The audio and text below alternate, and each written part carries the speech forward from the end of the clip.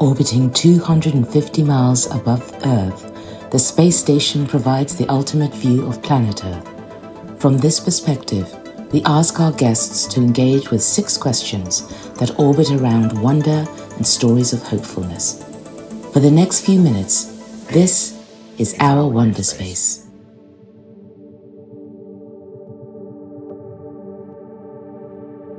Welcome to the 85th episode of the Wonderspace podcast, which is a creative expression of a family trust called Panipur.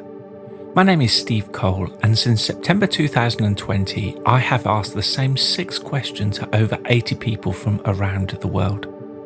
People like Sarah Corbett, who is the founder of the Craftivist Collective.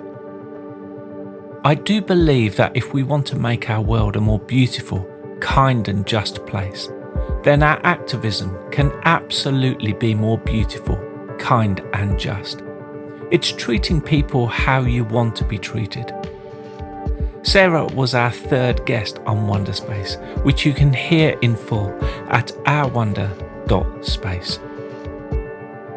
For our 3rd year, we are excited once again to be collaborating with Ask Nature, who are a project of the Biomimicry Institute. Their work looks to nature for inspiration to solve design problems in a regenerative way. Here is another moment to help us to re-wonder. The Caribbean spiny lobster uses a pair of small antennae called antennules to sniff out and track down snacks. The antennules are covered in rows of hair-like receptors called esthetasks that allow the lobster to detect chemical signals such as odors.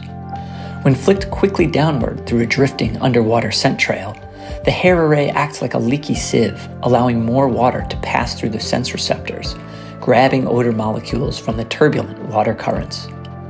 On the slower upward flick, the hair array acts like a paddle with water passing the hairs without much stirring, so that the odor plume structure doesn't change. Each flick gives the lobster a scent snapshot of its surroundings. Learning from this technique, biomedical scientists have proposed using an antennule-like brush to capture and work with microscopic objects such as single cells. On a larger scale, underwater drones could use such sensors to search out chemicals, pollution, or small disturbances that might help predict events such as earthquakes. This week on Wonderspace, we welcome Sheena Talma, a marine scientist from the Seychelles, working with the Nekton Foundation, which is an amazing charity focused on accelerating scientific exploration and protection of the ocean. Their aim is to highly protect at least 30% of the ocean by 2030. Sheena also works with the Save Our Seas Foundation, which has funded over 400 marine projects in over 80 countries around the world.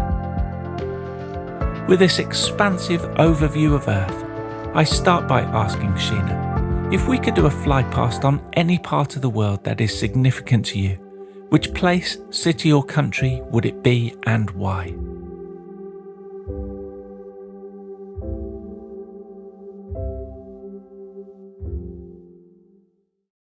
Well, I think that's an obvious question. I'm from the Seychelles, which is a small group of islands in the Indian Ocean. So, that's my favorite place. That's home. I love it so much. There's so much blue and so much green.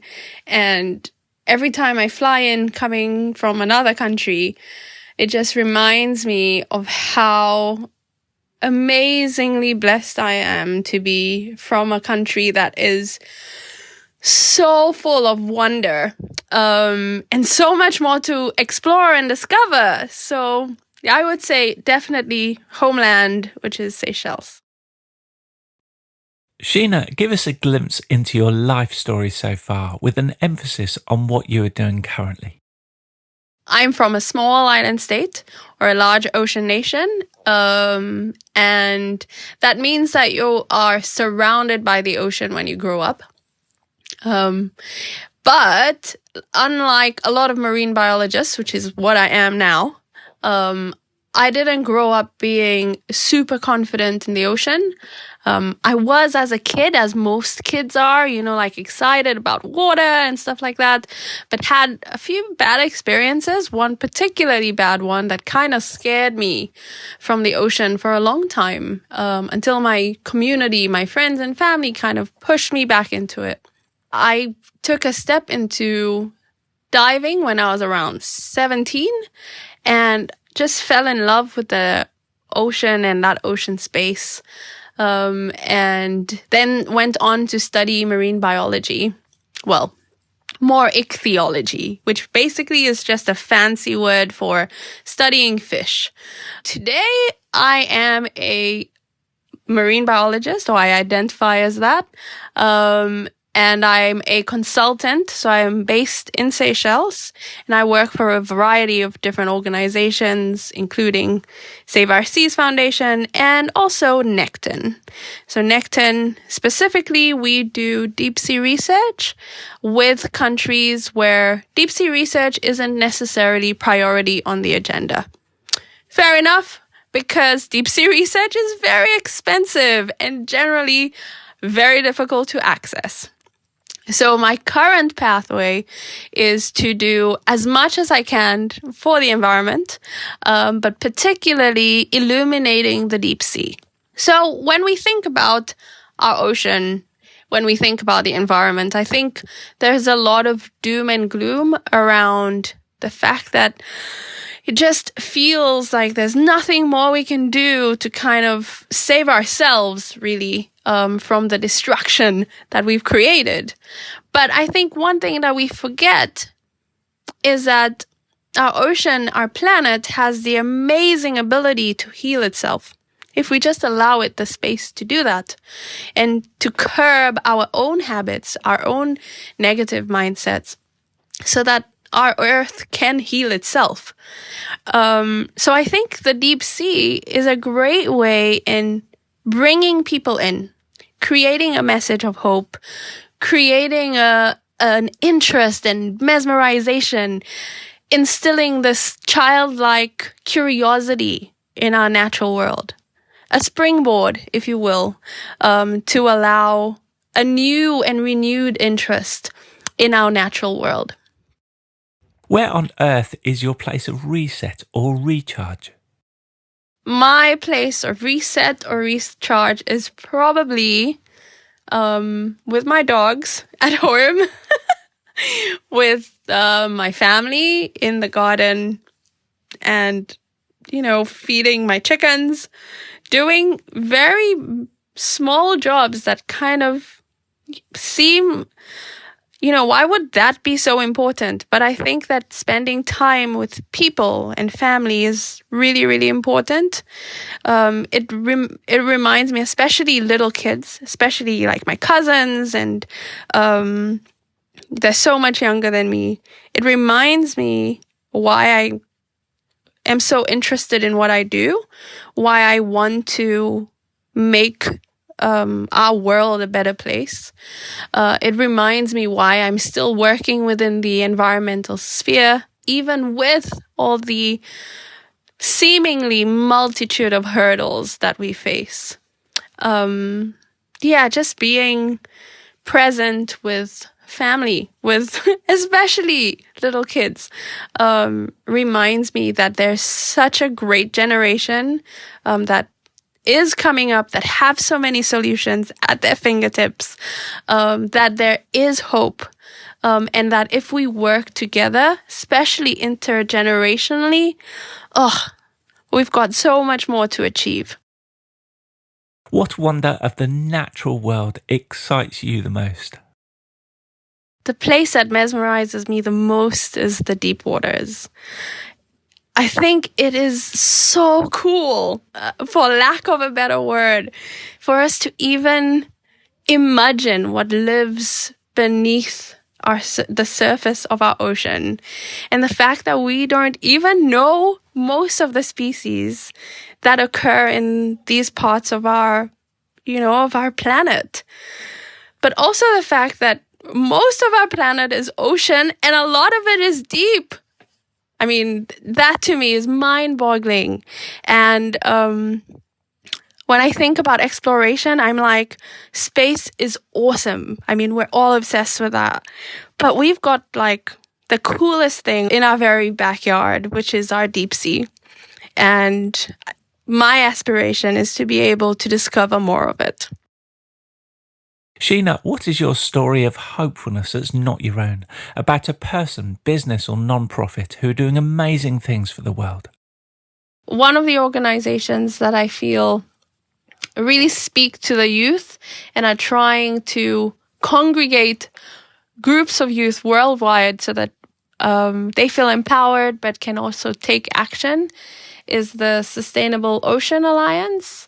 And yeah, I just love the fact that they are able to pull in voices from around the world and really create a drive towards creating policy, attending conferences like UN conferences, and being able to really project their voices on these platforms and giving voices from around the world a platform to be able to do that. So yeah, I think Sustainable Ocean Alliance is one organization that I think are doing great work.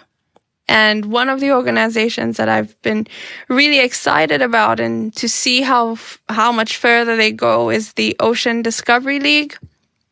They're creating affordable technology that will allow, just any scientist, especially scientists from areas of the world that don't have a lot of access to resources, to be able to illuminate our deeper waters, to be able to deploy equipment of a small boat and not costing a whole lot of money, to see what lives beneath 200, 300, 5, even down to 1,500 meters.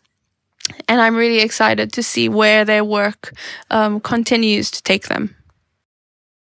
Finally, as we prepare to re-enter the Earth's atmosphere, what insight, wisdom or question would you like to leave with us? I think the biggest kind of message of hope that I would love to share with others is the fact that there's still time to change mindsets, change our behaviors, to be better stewards of our planet, of our ocean. Not so that we can save the ocean. I don't like that narrative, actually. More so that we can save ourselves. We rely on our planet so much. Not just the beauty of it, but just the oxygen we breathe. So if anything, it's that there's still time and there's still hope. It's just a matter of coming together, believing that we can make differences, changes, and that we can do it together. I think there's a lot of negativity out there around whether we're running out of time to be able to make constructive changes so that we have a healthy planet for the next 50 and 100 years. And the truth of the matter is, I think that we do. And what makes me have even more hope is, again, looking at my cousins and students I teach at university, or camps that we run, and we teach kids about the environment. And that's where the most hope is. And I just hope that everyone else can feel that and see that as well.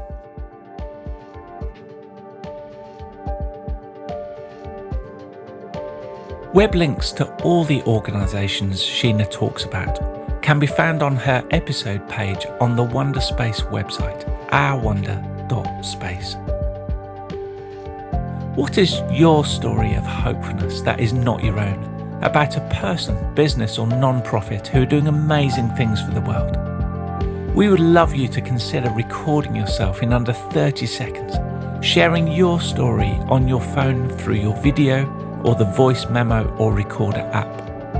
You can then simply upload the recording to the link on our website, ourwonder.space.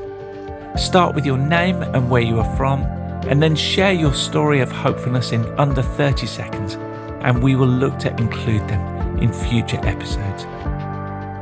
Thanks to Sheena for joining us on Wonderspace this week. Let's continue to search for and find ways of sharing wonder and stories of hopefulness. We need them like never before. Thanks for joining us.